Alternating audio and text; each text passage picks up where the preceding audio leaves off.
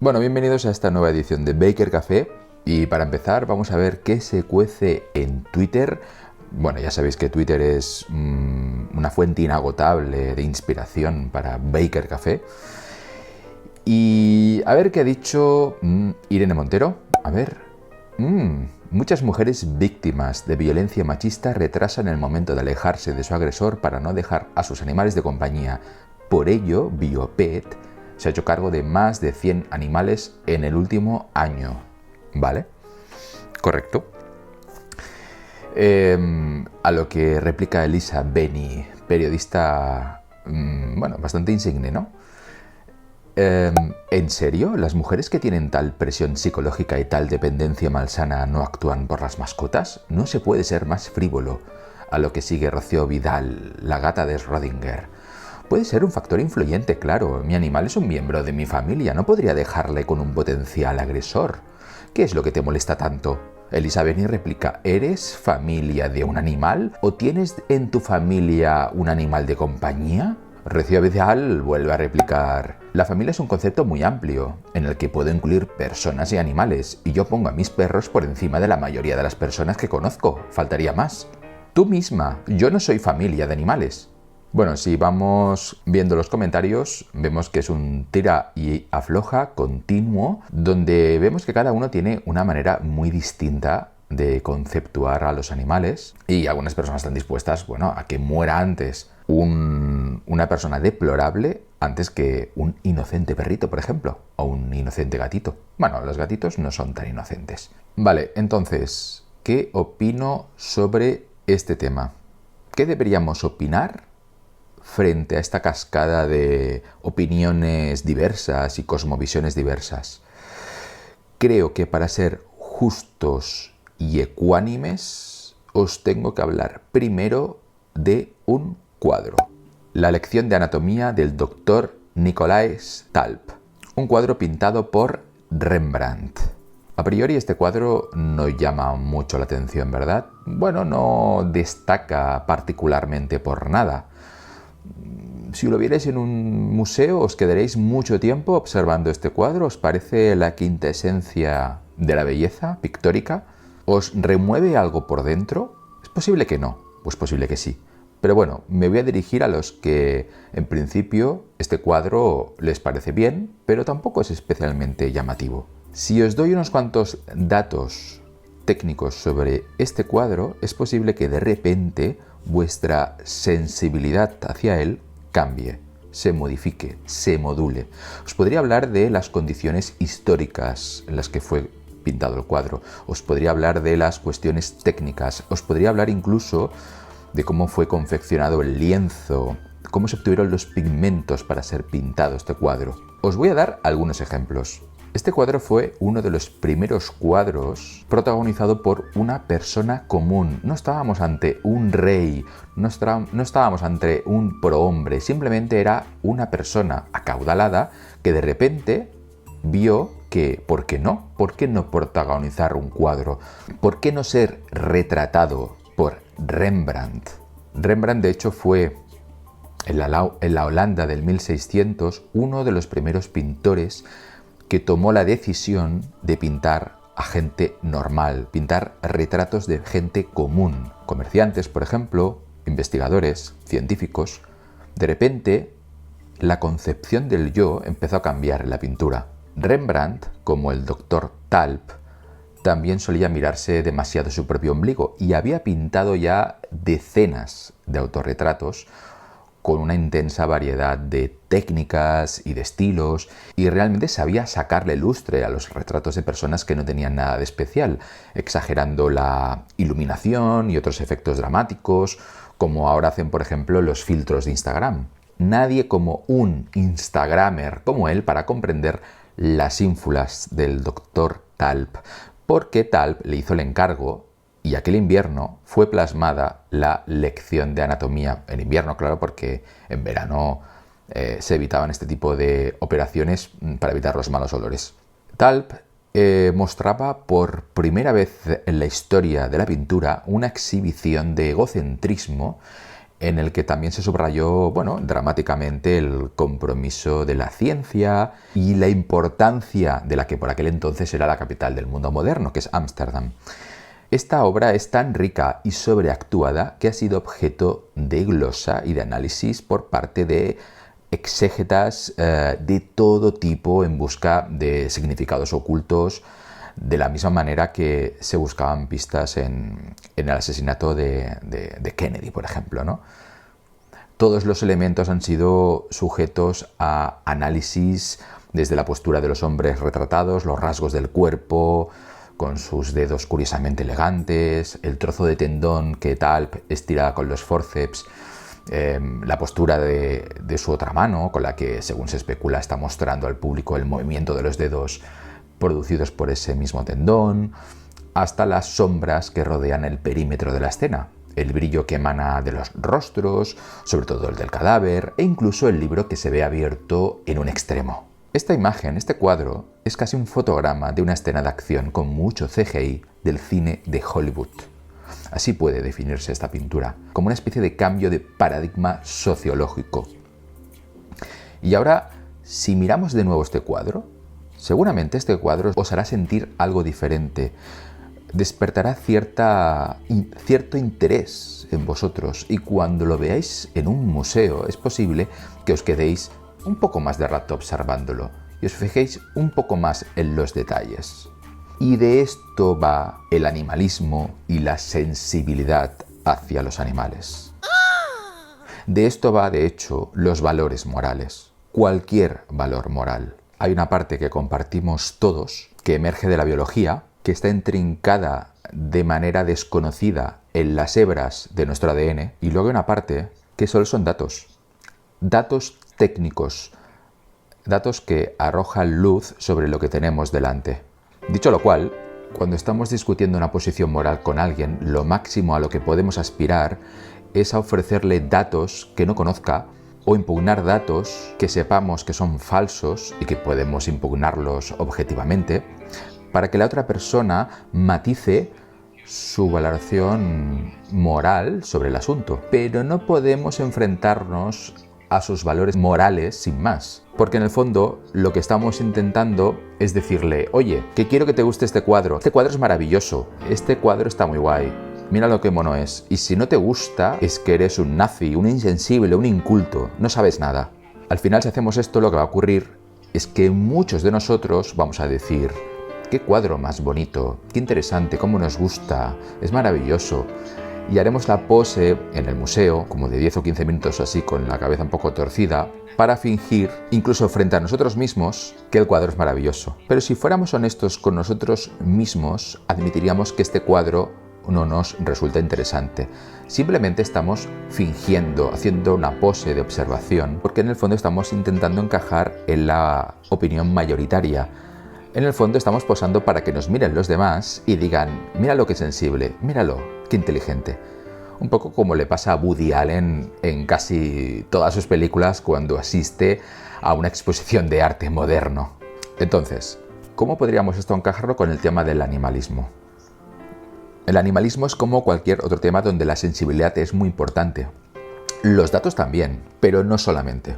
Por ejemplo, mucha gente que opina que los animales son como las personas y que deberían ser respetadas, son también personas que suelen pensar que un conglomerado de células dentro de una mujer, es decir, un feto, no es digno de protección, y por contrapartida, muchas de las personas que opinan que en ese conglomerado de células no hay nada, que solamente es un conglomerado de células, que no es una persona, que podemos deshacernos de ella si nos apetece, si queremos, si no nos gusta, que no pasa nada, que no estamos cometiendo ningún acto inmoral. A su vez, son personas que han arrebatado esa especie de espíritu inmaterial y sacro a ese conglomerado de células y se lo ha introducido por arte de birlibirloqui, mutatis mutandis, a un gatito, a un perrito, a una hormiga, a una araña o a lo que sea. En el fondo el proceso es muy parecido. En el fondo es convertir en sacro aquello que no lo es. De hecho, cuando nos dirigimos a las personas, hacemos precisamente eso. Por eso intentamos tratar como un ser humano también a una persona que está en coma, aunque no esté operativa. Y por eso tampoco nos parece absurdo que una enfermera, cuando trata a una persona que está en coma, aunque sepamos que a ciencia cierta no está sintiendo nada, no vemos extraño, como digo, que la enfermera, por ejemplo, acaricie al enfermo. Esa enfermera nos parecería buena persona, sensible, porque está tratando como una persona a ese conglomerado de células, aunque no sea operativo. Y lo mismo nos parece a los que amamos los animales. Si vemos a una persona acariciando a un perro, a un gato, o incluso vemos que libera una araña, pues estamos pensando instintivamente que esa persona es buena persona, que tiene buenos sentimientos. Si le gustan los perros, tiene que ser necesariamente una buena persona, una persona moral. Pero entonces, quien abomina de un conglomerado de células dentro de una mujer es más inmoral. En el fondo, nadie es más moral o más inmoral. En el fondo, todos están planteando el dilema moral que tienen delante en función de su cosmovisión. Lo mismo que ocurriría frente a personas que se han puesto delante, por ejemplo, de la obra de arte que os acabo de enseñar, de Rembrandt, no saben nada sobre ella y dicen, bueno, está bien, pero si hubiese un incendio en este museo en el que está expuesto, ¿realmente salvaría esta obra de arte porque es muy importante, porque es extraordinaria? ¿O salvaría otras obras de arte que conozco más o que me resultan más familiares o que me suscitan muchas más emociones? Probablemente haríamos eso, porque al final es la información, son los datos, es nuestra sensibilidad la que nos hace discriminar una obra de arte frente a otra.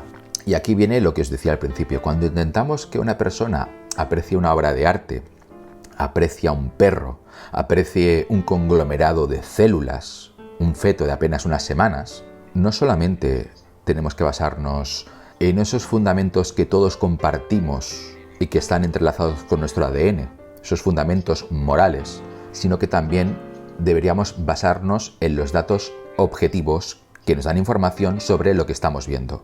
Por ejemplo, cuando la tortuga de Paper y Minsk empezó a buscar una fuente de energía porque se estaba quedando sin energía, ¿acaso no estamos viendo a un animal sufrir, muriéndose de hambre, buscando alimento? ¿Acaso no estamos torturando a esta tortuga simplemente para nuestro disfrute, para nuestros experimentos? ¿Acaso esas personas que dicen que los toros son arte no son unos malditos mal nacidos, como son Paper y Minsk con esta pobre tortuga?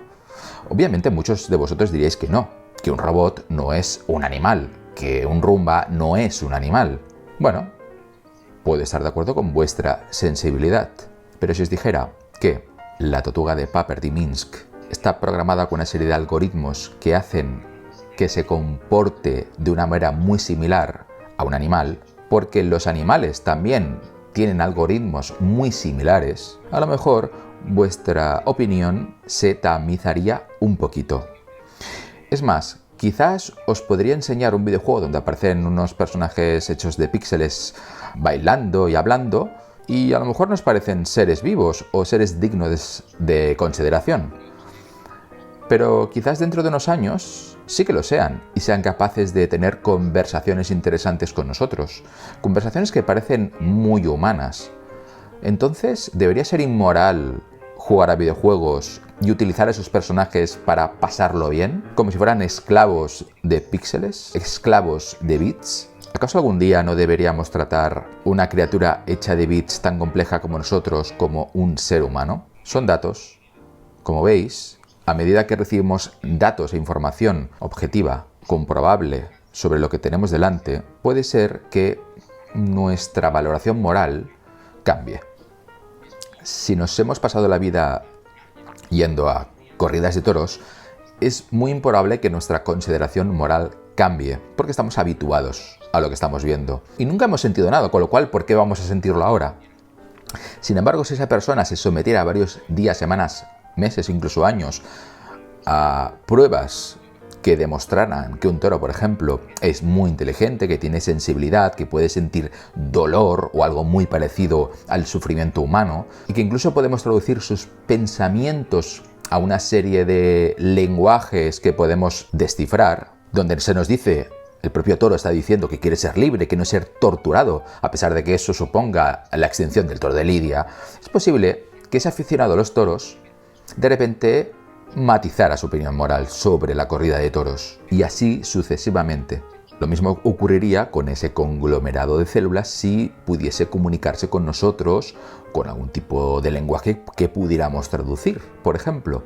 O incluso también pasaría con ese conglomerado de bits que de repente nos dijera: oye, yo no quiero jugar más, no quiero que juegues conmigo, yo también tengo derechos, también tengo aspiraciones en la vida, ¿por qué no me dejas ser libre? Imaginaos un robot Roomba que hablara como Wall-E, que reaccionara como Wall-E, que fuera como Wall-E. ¿Acaso muchos de nosotros no cambiaríamos nuestra sensibilidad moral frente a una Roomba? A lo mejor incluso nacerían cafeterías de Roombas, donde puedes ir a tomarte un café mientras acaricias un Roomba, donde te prometen que nunca, nunca, nunca estos Roombas van a ser usados para limpiar, que son Roombas libres. Obviamente estoy simplificándolo todo, muchísimo, incluso rozando la butad.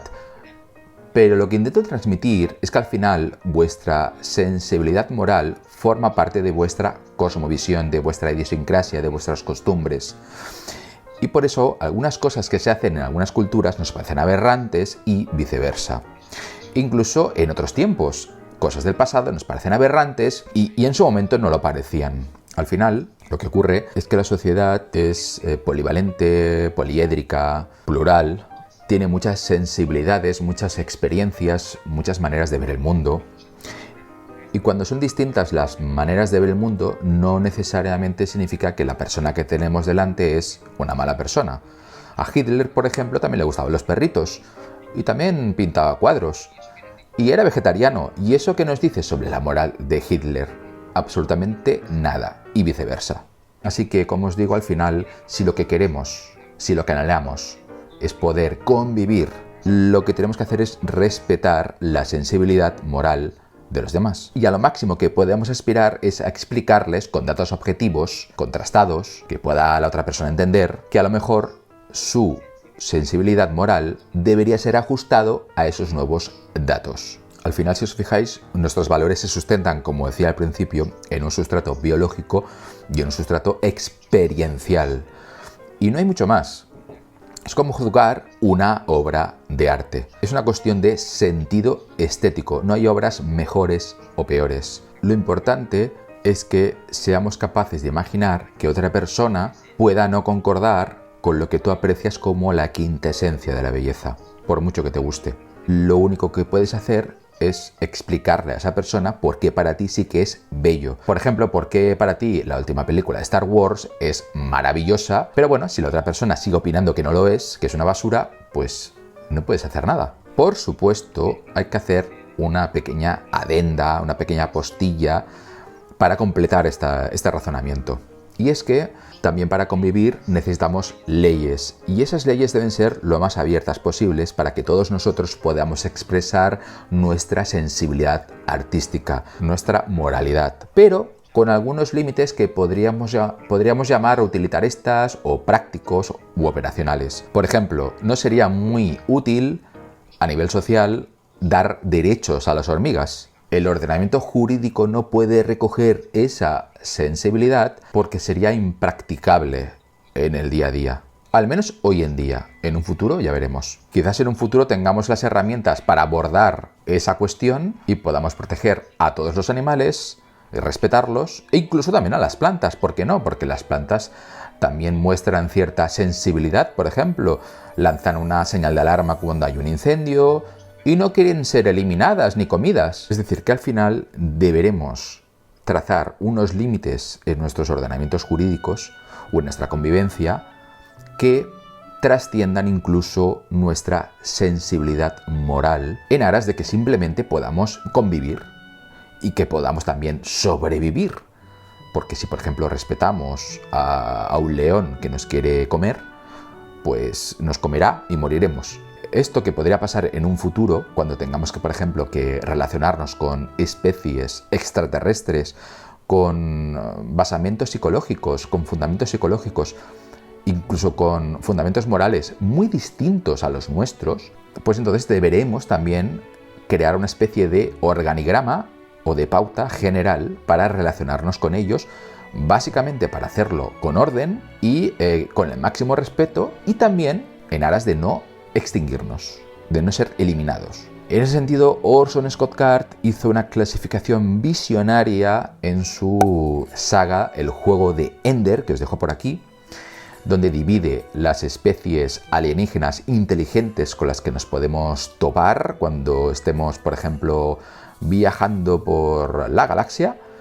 Y como veis, hay varias formas de abordar estas especies y llega un momento en el cual, pues simplemente por mero instinto de supervivencia, por mero anhelo de que haya cierto orden, pues debemos tratar ciertas especies con no tanto aprecio como otras. Y eso es lo que hay, sensibilidad estética. El hecho de que os guste un cuadro u otro no os hace mejores personas, ni tampoco os hace peores personas, os hace personas diferentes.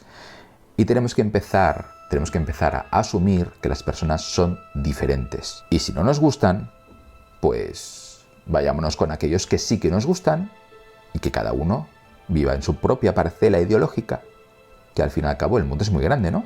En cualquier caso, si os topáis con esta obra de arte de Rembrandt, espero que la admiréis como se merece, y si se incendia el museo en el que está expuesta, que la salvéis. Hasta la próxima.